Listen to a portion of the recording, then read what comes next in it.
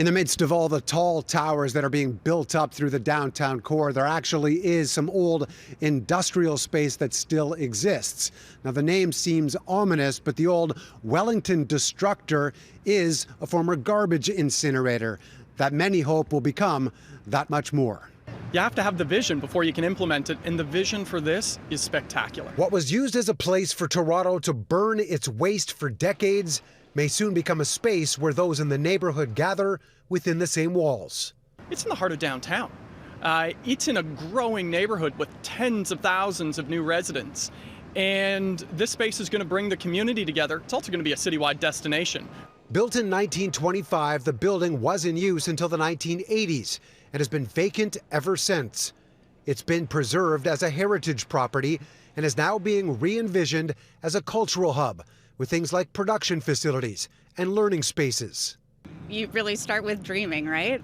Again, based on what the neighborhood has told you about what's going on here and what they'd like to see happening here in the future. Just start kind of playing around with the space. Other spots in the city have been repurposed in a similar way. The Witchward Barns were once a TTC streetcar repair facility.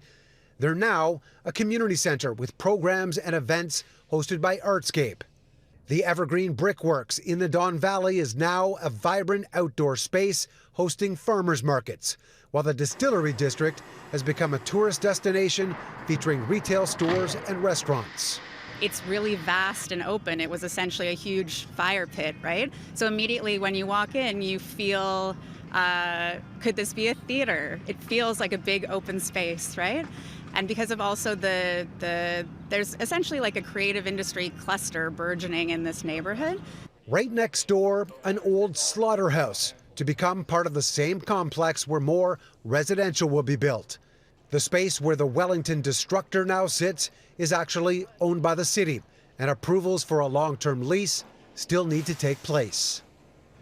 There has been a few years of design and planning that has gone on already, and likely a few more before anything comes to fruition.